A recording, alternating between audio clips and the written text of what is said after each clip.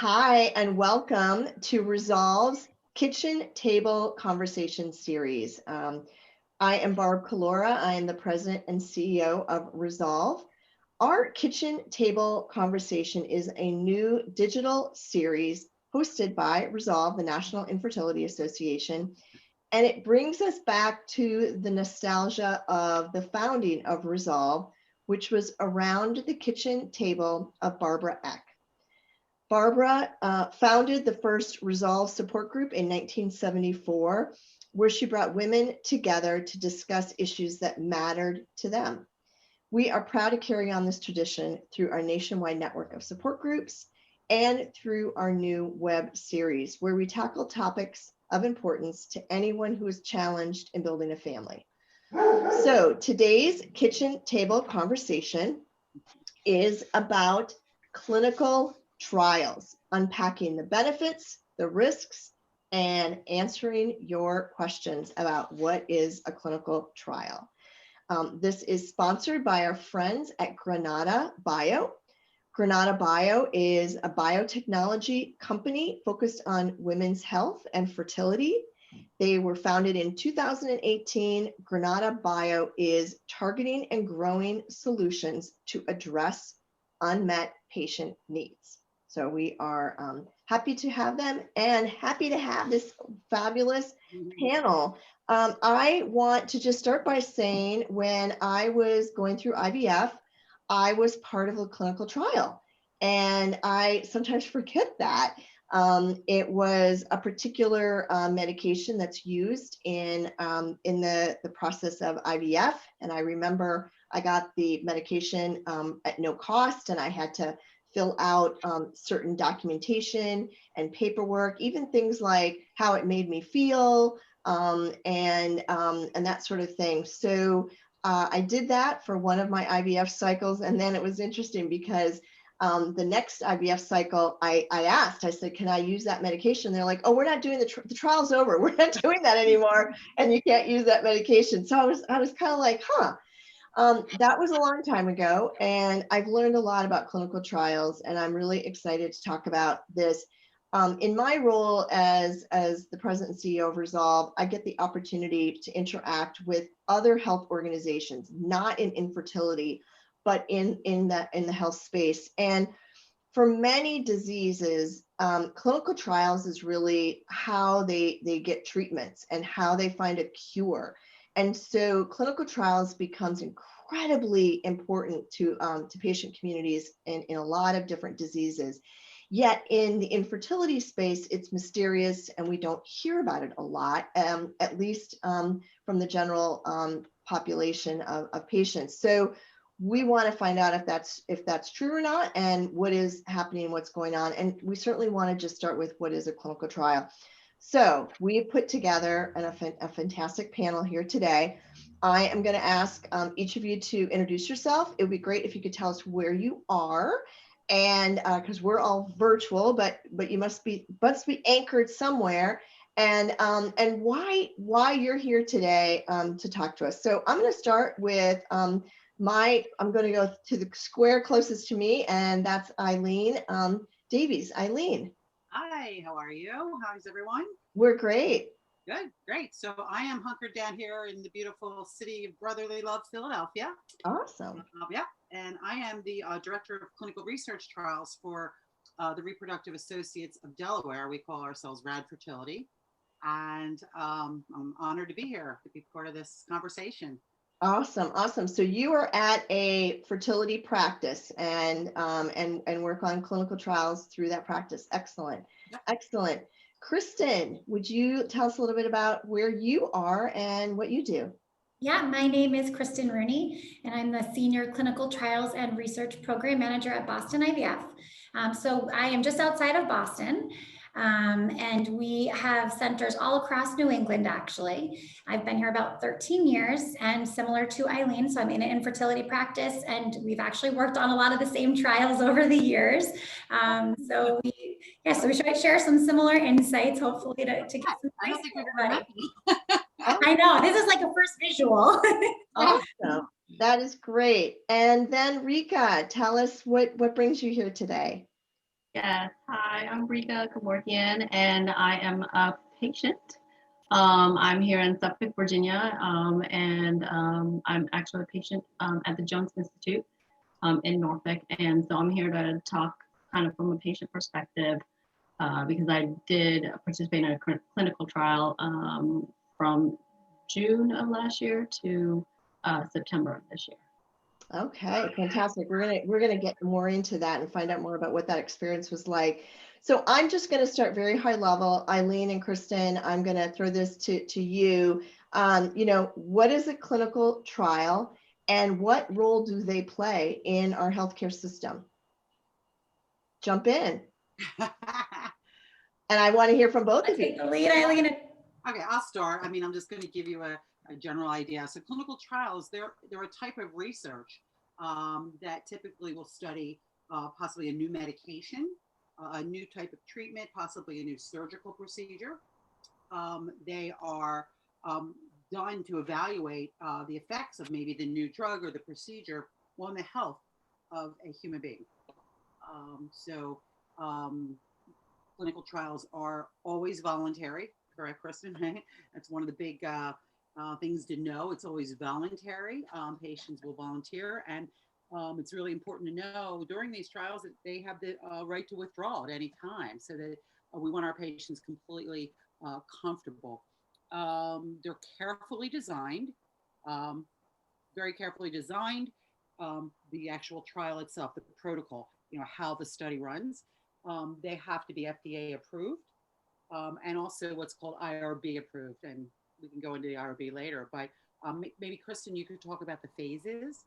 There's different phases of clinical trials, phase 1, 2, 3, 4. Maybe that's. Yeah.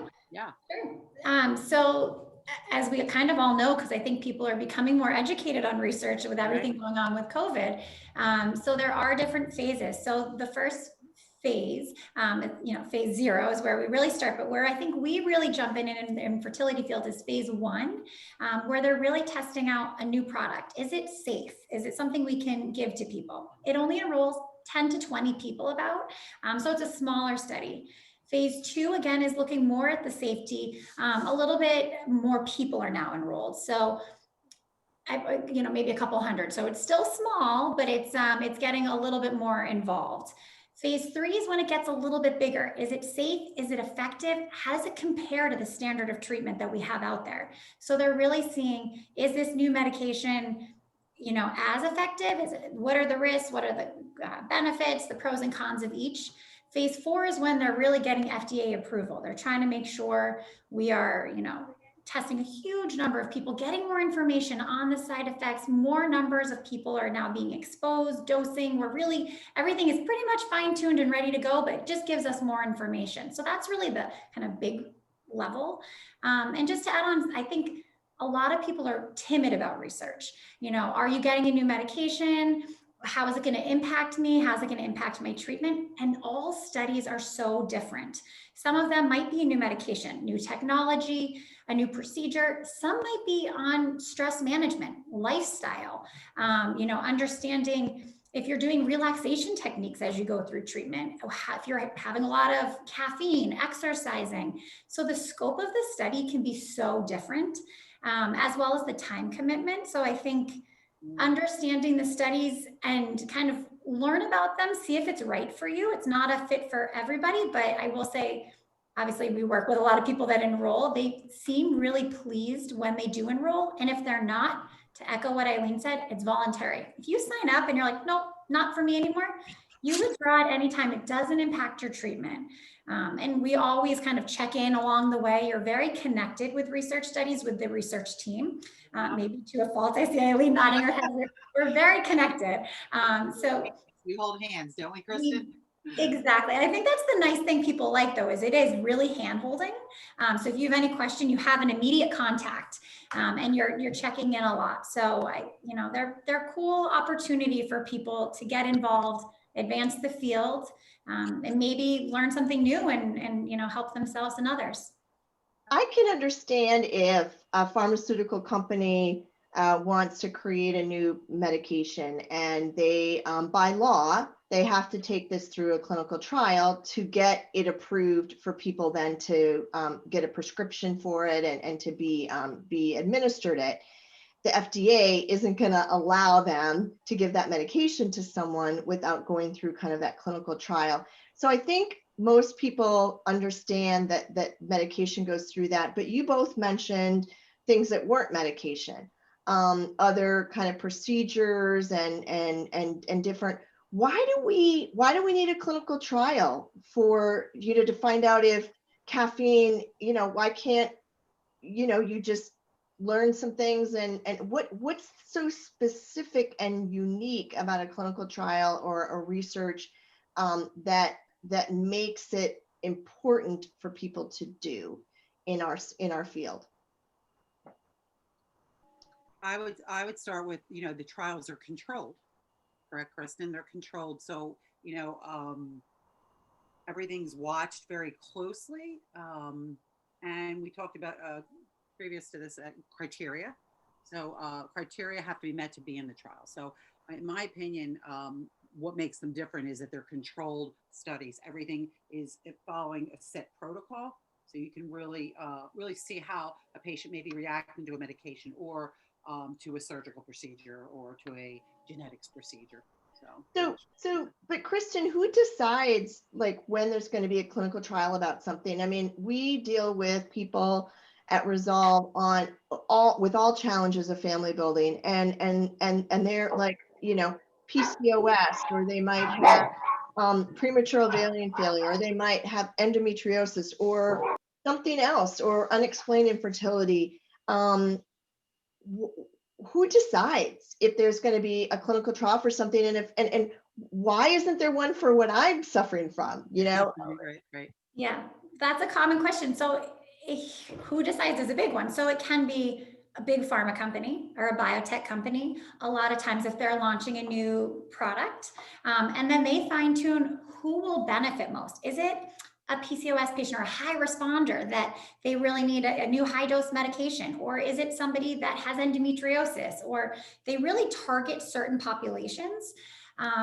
Also, we have a lot of internal based studies. So our physicians come up with the idea, how can we improve patient care? How can we improve treatment outcome?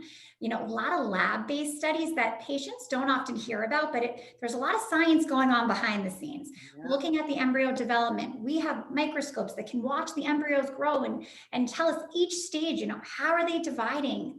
We have a video imaging, it's called an embryoscope, which actually takes images, a video of the embryo through development. So we can see if there's 5 embryos in there, is one growing better than others? Is one kind of wonky and not developing normally, but catching up? There's so much science going on in this field in so many facets that I think when you think of clinical trials, for me, a lot of people think drug studies or new products because maybe it offers a discount on treatment. Or it's a lot more people, but there's so many small lab-based studies or survey studies, things we're doing, even just data review of patient outcomes, cycle outcomes, saying, what can we do differently? What's the best day to transfer embryos? What's the optimal number to transfer? What's the best media to put the embryos in? There's so much going on out there that there's not always a study for each person at each time, but they're ongoing. And I think that's the important thing, is staying connected, doing your research. There's support groups like you guys have. There's a lot of chat and support groups and Facebook groups where people hear about it. There's websites, and reach out to your local infertility practice. To me is a great one. I know Eileen and I have spoken before, and we have people that are not patients of our clinics that call us. I'm happy to talk to people, give them ideas. If I've heard of a study that's maybe recruiting, I'll shoot them over to that, because we hear a lot more because we're in the field. It never hurts to ask. And I think we all get it, and we want to help people out. And we also want to help the other clinics doing the studies. Right. So feel free to ask us, reach out. There's a lot out there, and it's always evolving, like I said. So continue to check in. One thing I was going to add was, for an example is Granada Bioscience is looking to launch an aqueous progesterone. If anyone that's been a patient has taken those intramuscular PIO injections. So someone finally has decided to step up to the plate and put the progesterone in a subcutaneous injection So anyone that's taken the larger shots has an idea of, so that was decided, it's time, there's a need. So Eileen, picking up on what Kristin just said, how do people find out about clinical trials and studies and research? Because, you both are at clinics where you're doing studies that are generated internally. You just mentioned, Kristin, your lab, your doctors come up with ideas. You work with Ali Domar, we know her well. And then you have people like Granada Bio and pharmaceutical companies that are like, I would call external. Eileen, how do we find out if I'm going to a clinic and that's not one of yours two, will I get in a study? Right. Is it possible? So probably the most common, it's now, originally it was used for the industry, but if you go to clinicaltrials.gov, it's a huge website database that lists really, I believe, every clinical trial that's happening in this country, as well as the European studies are on there. So a patient are now savvy. They go on to clinicaltrials.gov and they will put in, do a search for IVF or fertility. So that's one way, obviously. I also can suggest, if the patient is savvy, and most of them are, you go and find companies that make a fertility drug or manufacture a technology that's involved in the fertility world. They can go to their website, look in the R&D, look in the research part of a company like Fairing or Sorno or Granada. They can look in their pipeline to see what they're doing. But probably it really is the best, start with your clinic and then also look on the website, the clinical trials, unless Kristin has another idea. So let's say one of the pharmaceutical companies is going to come out with a new medication. Would that be available in terms of a clinical trial to anyone in the country, or do they just work with certain clinics? And so if I just happen to be at maybe not one of those clinics, am I out of luck? That's a great question. So they contact a set number of clinics. Depends on the size of the study and the phase, how many sometimes. They, on that clinical trials website, they actually list all the clinics and the contact information of the person to contact about enrolling. And you don't have to usually be a patient at that clinic to sign up, but you will have to become a patient. So I have had patients travel, we're in Boston. I've had people come from Arizona, California, who have traveled to Boston, maybe stayed with someone they knew here or stayed in a hotel just to do the study. Wow. So people are often willing to travel. In Massachusetts, we're really lucky that we're a mandated insurance state. So the vast majority of our research study patients, when we're offering free or discounted treatment, actually come from out of state. Usually it's a car ride, not always a plane ride, but people do travel depending, how interested they are in the product, what's being studied. If there is a financial incentive, maybe this is the chance somebody needs just to be able to do treatment because they can't afford it otherwise. Right. So we do see people from all over. Another thing I wanted to add to Eileen's point, your OBGYN might also know. We have a really big network of OBGYNs that we refer to and refer to us. So if you don't have an infertility specialist yet, you could first off call the center because somebody there can probably answer you, but call your doctor and ask them and they might be able to refer you to. I know when we do big studies, we often send out a message to our referring network to say, hey, we have a study. If you have a patient, sometimes it might bypass that step and get you in the door. Let me get Rica into the conversation. Rica, we are so thrilled to have you here. You participated in, you were a participant in a clinical trial. Gosh, tell us what it was for. What happened? How did you get involved? Like, I have all these questions for you. Yeah, it was, I just knew that, we had been trying and IUIs didn't work for us. So I just so happened to go to our fertility doctor and say, okay, look, what are we gonna do next? And she said, we were on the same page. She said, you know what, we're not gonna do any more IUIs. We know that doesn't work for you. And it just so happens that there's this study that we're doing. And I think you'd be a great candidate. It was the Rita study. So they had two separate ones. Rita, I don't think it was Rita one, but it was just Rita for like the younger crowd. And then I had to read it too for the older crowd, for the 35 and older. So she's like, oh yes, you'd be perfect for that. So I said, yay. So I think honestly, to me, it just the timing was perfect for that, because I was thinking that, and I'm glad that my RE was thinking the same thing. I had also kind of, before that, it's funny because I'd been to a local Resolve meeting here. Ours is called Operation Hope. So, and Candace Hall is actually the leader. And she was just telling me about, try a study. See if you can see if the Jones has some studies going on. And then, when I did go back, then my RE said, there's a study. And so what did you get free? Did you get the medication? Did they do your other procedures? Yes, so all the meds were free, even for the embryo transfers. So the meds for retrieval, those were free. The actual the retrieval, like the procedure and all that stuff, that was highly discounted. And when I think about it, like everything pretty much, and then the transfers were highly discounted as well for the embryo transfers. I would say I paid about a fourth of what they would normally charge. So I am one of those. We're not in a mandate insurance state. So I am one of those who would not have necessarily, I wouldn't have been able to do IVF through the regular route. Were you hesitant of potential risks? I mean, how did they share with you, like, if this was a new medication, what were potential risks that you saw? I mean, they did share it with me, but they also shared, that this is FDA approved, so it's not like it's right at the laboratory, and so I knew that they they weren't just haphazardly kind of giving these medications out, and I kind of see that kind of with anything you're gonna take, you're gonna have risks. I didn't see that the risks they were telling me were, that great enough that I was gonna, miss this opportunity.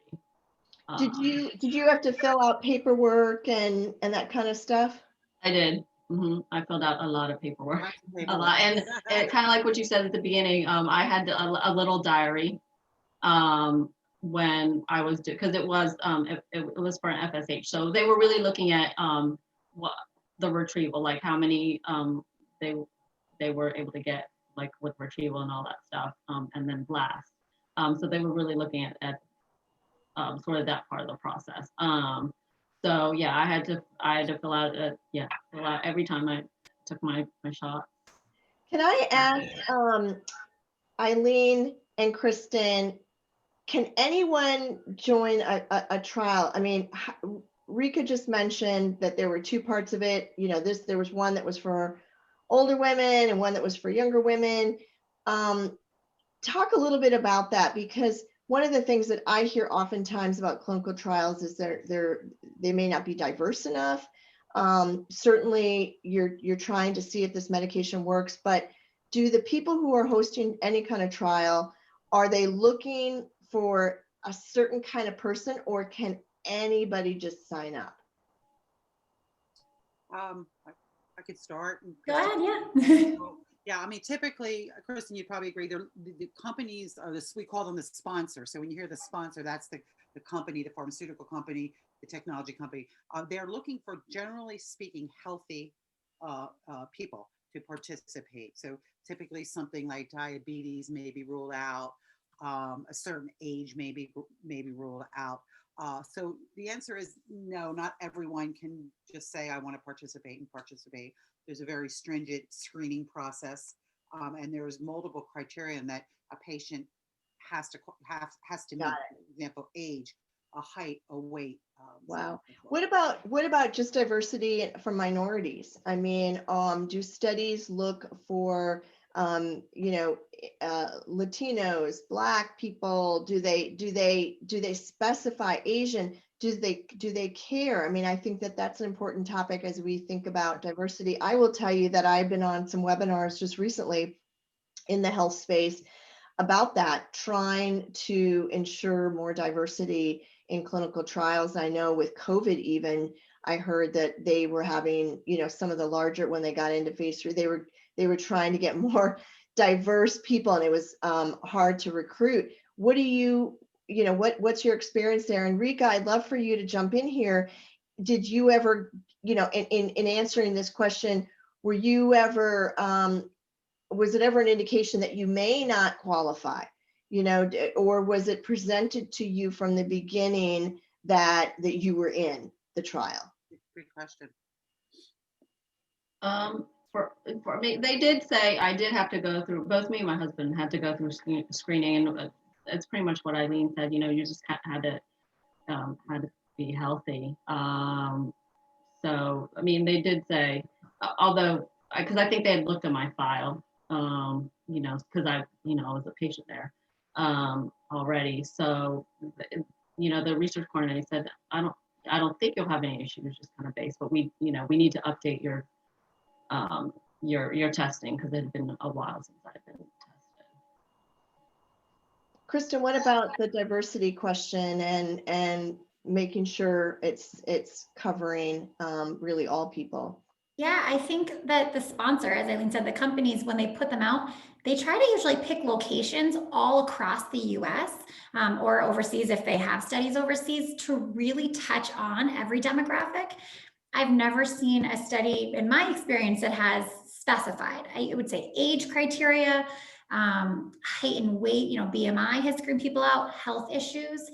But I think people want a wide range of people involved, as much as they can within that set inclusion exclusion criteria, because that really shows that their product works on a number of different people and from different states, different places. So that's why they don't usually enroll, you're not going to see a big study all run in New England. They're going to spread it out. They want to hit Middle America, the West Coast, the East Coast. They want everybody. But I think that is a hard thing, is you're not necessarily going to be eligible for every single study. And it can be so frustrating, and it's so hard. I know, Eileen, you probably feel the same. I hate telling someone when they're not eligible, because it's usually something out of their control. You can't control a lot of it. Yeah. And it's such an unfortunate situation and such a disappointment, because you can't help as a patient. I know they feel frustrated and maybe mad or angry at the situation. And, right. And then, why can't I fix this? Why can't I? And it's so hard. So I know at Boston IVF have like a running list of patients, and I always reach out to, and people stay in touch with me, hey, we have a new study. Usually, like Rica, I try to pre-screen patients as much as I can, so I'm not presenting something on a silver platter and then saying, oh no, this was actually not for you. So we do pre-screen, but we get a cold call of someone interested, and we have to go through. The one thing that let me do, because I'm going to wrap up here in a few minutes. Rica, would you recommend to people to be in a clinical trial? Yeah, I would, definitely. I mean, and especially if finances are a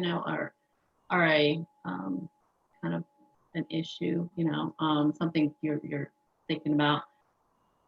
It's definitely, and even though, so I do want to disclose, we didn't necessarily find success with our IVF cycle through the clinical trial, but I mean, had we gone through, maybe the normal channels and we wouldn't have found success, now I would kind of have this big financial burden, weighing on me. So definitely, I would. I mean, if you have the chance and you're, eligible for it, I don't see why not.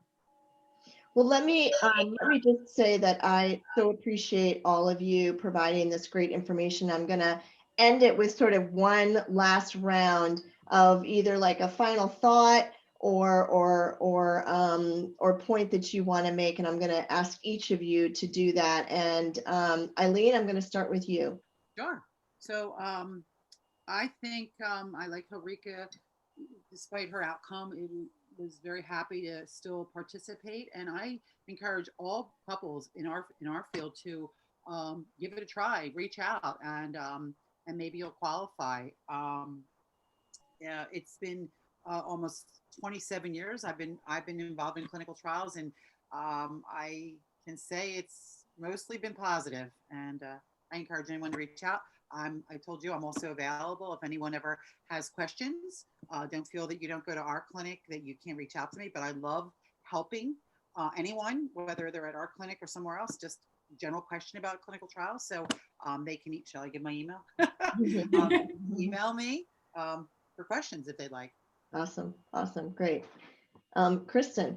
Yeah, I agree. I think ask questions, ask your physician, look into it. The study scopes are so varying too that I've worked on studies that are looking at stress management and lifestyle habits. I've worked on big drug studies. The time commitment might be one day. The time commitment might be through your delivery if you get pregnant. So look into all the studies. There might be a smaller study that's like a baby step in, but it's really fascinating, or maybe you'll learn a new skill that you didn't have before for relaxation. And just ask so many questions and never feel silly, because it's intense. It's high level. These consent forms you review are going to go through a whole lot. They're very lengthy. The whole process of IVF and infertility treatment is new. People don't know it. And no question is a silly one. Like, I always ask people, are you sure you don't have any other questions? Let me tell you what other people have asked me, because you might not think of it, and just feel comfortable, with whatever you decide. It's a personal choice if you want to do a study or you don't. They're voluntary, they're exciting, and it's really how we've gotten so far in this field with so many new medications, new ways to administer medications, improving patient care and the experience, not outcomes, as well as how the process is for patients. So you're helping other people out that are going through the same thing as you. And pushing science forward too, right? Absolutely. Absolutely. Rica, final thoughts on clinical trials? Yeah, I mean, I'm just going to echo everything that Eileen and Kristin said, and I know they're coming sort of, from the clinical perspective. But, definitely, ask questions, advocate for yourself. That's the one thing that I definitely learned throughout this, and I can't remember if I mentioned it earlier, but, this clinical trial was my first time ever participating in doing IVF. I had never done IVF before. So yeah, I learned a lot about the process, about myself, about my body, just infertility, and my mental health as well. So it was a big learning experience, but definitely you learn to advocate for yourself with definitely with the clinical trial. Well, I hope this has helped listeners learn a little bit more about how to find a clinical trial, what they are. If you look up clinical trials and you don't find anything that works for you, certainly talk to your physician. There may be something out there, but there may also not be a trial right now or a research study. And don't despair, because as Kristin and Eileen have said, is that new research studies are starting probably every day, if not every week.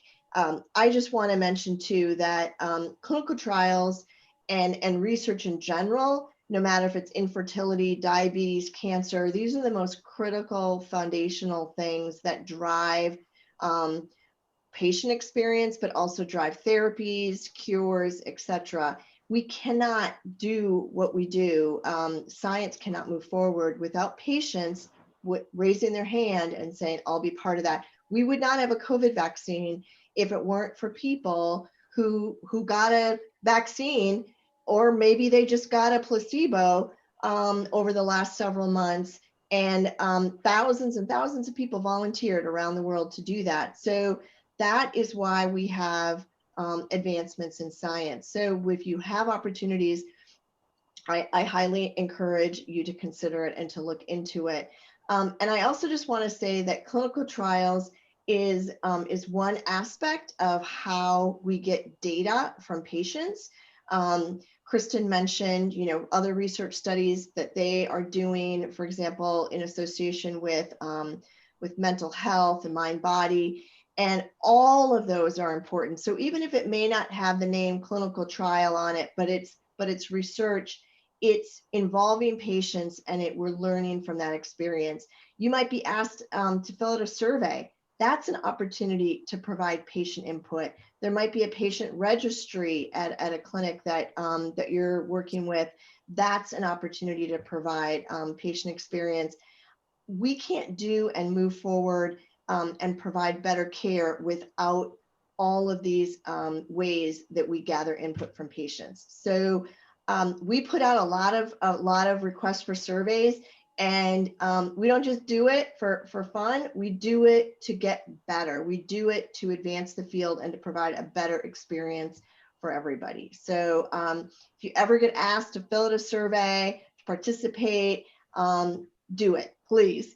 And then I loved hearing all the great advice from Eileen, from Kristin, Rica. Your personal story was so valuable, and I appreciate you sharing your story and raising your voice because otherwise people wouldn't learn. And so it takes a lot to do that. I really appreciate it.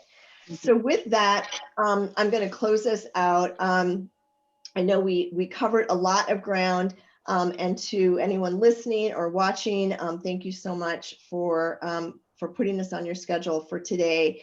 For those of you who are new to Resolve, we invite you to check out our website, resolve.org. We are also on all of our social media channels, Facebook, Instagram, Twitter. And if this content is helpful to you, you can also support our mission with a charitable donation. We are a nonprofit organization. You can do that at resolve.org. Contributions, charitable contributions from our community make up a big part of our annual budget and our ability to do what we do. I want to thank Granada Bio for their sponsorship of this conversation and for connecting us with this amazing, distinguished panel of really experienced folks who provided such great information. Eileen, Kristin, Rica, thank you so much. Great, my pleasure. For your time and sharing your, what's that? Thank you for having us. Absolutely, we loved it. So thanks everyone, and we'll see you soon. All right.